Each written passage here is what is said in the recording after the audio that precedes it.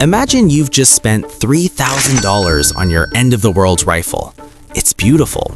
You've got the bipod, the 1-to-8 power variable optic, the offset red dot, the laser designator you saw in a movie, the vertical foregrip, and the flashlight that's bright enough to signal the International Space Station. You pick it up in your living room, look in the mirror, and you feel like a warrior. You feel prepared.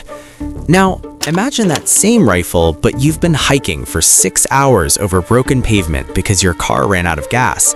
It's raining, the temperature has dropped, and your hands are numb. That 12-pound rifle doesn't feel like a weapon anymore. It feels like a boat anchor. It feels like a liability. The survival industry, and specifically the tactical marketing machine, loves to sell you solutions to problems you don't have. They want you to turn a 6-pound carbine into a 12-pound monstrosity because it increases their profit margins. They sell you fantasy, ideal in physics, and physics is cruel.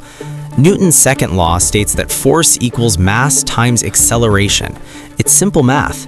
The more mass you bolt onto that aluminum tube, the more energy it takes to stop it, start it, and swing it. In a high-stress environment where your cortisol is spiking and your fine motor skills have waved goodbye, a heavy rifle makes you slow. And in a gunfight, slow is just a polite word for dead. So that's why today we are stripping your primary defensive tool down to the absolute essentials. We are looking at the only 3 upgrades you actually need to survive, based on biology, mechanics, and the grim reality of a collapse scenario. If you think I'm wrong and that your $20 Amazon laser pointer is going to save you against the laws of physics, leave a comment below. I need a good laugh today. Let's start with the most unsexy piece of nylon in existence, the sling. Most people treat a sling like a carrying strap for a purse. They think it's just there to help you walk from the truck to the shooting bench. That is a fatal misunderstanding of mechanics. Picture this. You are alone. The grid is down. You hear a noise outside. You go to investigate. You have your rifle. But then you need to do something human. You need to open a heavy gate. You need to drag a fallen branch out of the road. You need to climb a fence. Or, God forbid, you need to apply a tourniquet to your own leg. If you do not have a sling, you have to put the weapon down.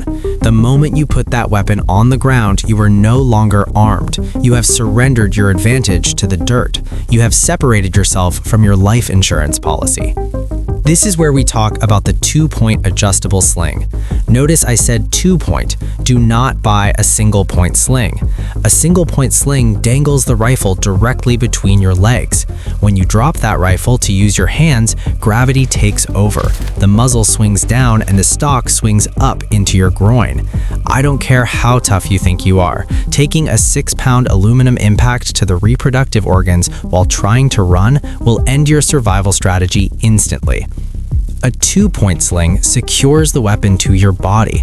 It allows you to cinch it tight so you can use both hands to bandage a wound, carry a child, or loot a pantry, while keeping the muzzle controlled and the weapon inches from your grip. It is not an accessory. It is a holster for your rifle.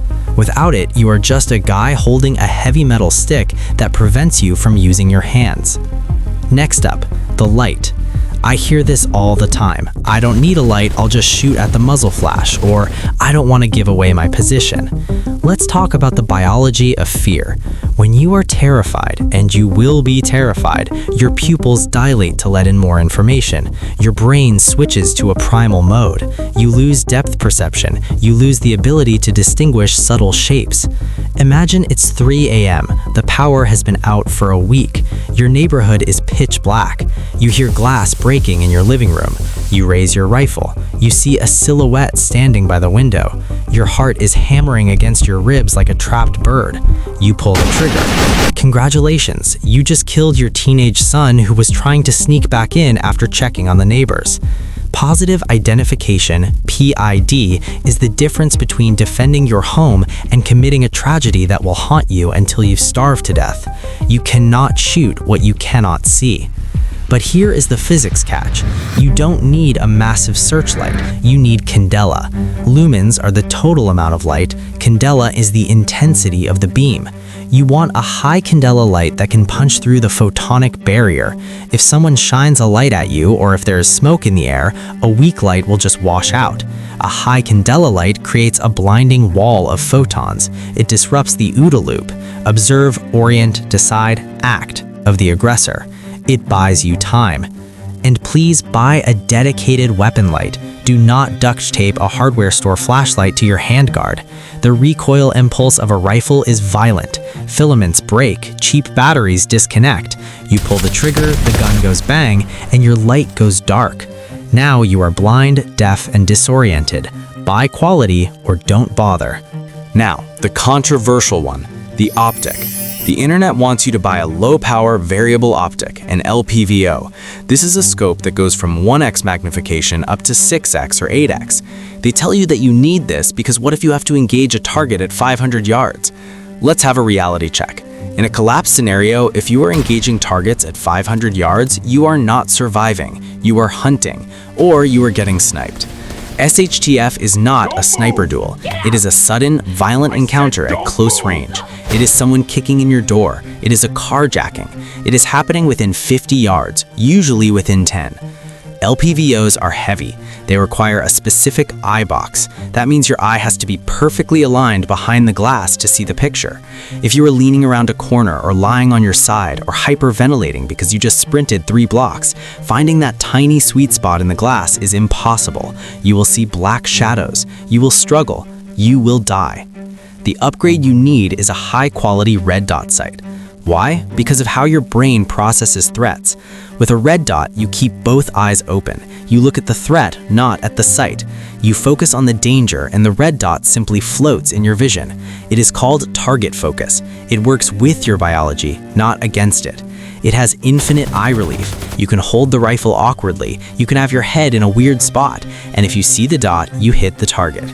It is lighter. It is faster. It runs for 50,000 hours on a single battery. It removes the complexity of aligning iron sights under stress. It is the path of least resistance. So, we have a sling, a light, and a red dot. That is it. But wait, you say, what about a bipod? What about a magnifier? What about a vertical grip? Skip them. A bipod adds a pound of weight to the very end of your rifle. Mechanically, weight at the end of a lever, the barrel, feels 4 times heavier than weight near the fulcrum, your body. Unless you are setting up a static defensive position where you never plan to move, which is a great way to get flanked, a bipod is just dead weight. You have a magazine. Rest the magazine on the ground if you need stability. Magnifiers, they rattle, they add weight. And again, if you can't identify the threat with your naked eye, should you be shooting at it? Lasers. Unless you own night vision goggles, and I mean real ones, not the digital toys, a visible laser is useless. In the movies, the red dot on the chest looks cool. In reality, you spend 5 seconds trying to find the dot on the target's shirt while they are shooting at you. Plus, a laser is a two-way street. It traces a line of light directly back to your position. It says, "Here I am, please shoot me in the face." Here's the truth that hurts the wallet but saves the life. You cannot buy competency. The industry wants you to believe that if you just buy the next gadget, you will be safe. They want you to believe that survival is a product. It isn't. Survival is a process. When you strip that rifle down to just a light, sling, and a red dot, you are left with a lightweight, nimble tool. But more importantly, you are left with no excuses. You can't blame the gear anymore. The only variable left is you. A 6-pound rifle that you can manipulate blindfolded, that you can carry for 12 miles without blowing out your back, and that allows you to see in the dark is infinitely more lethal than a 15-pound Safe Queen covered in gadgets you don't know how to use. The goal isn't to look like a soldier. The goal is to stay alive long enough to figure out how to rebuild. Keep it light, keep it simple, and for the love of physics, take that bipod off your carbine. If you want to know what else you're doing wrong, and let's be honest, the list is long, subscribe to the channel. The world is getting weirder every day, and ignorance is the only thing more expensive than ammunition. Stay safe or don't. It's your funeral, not mine.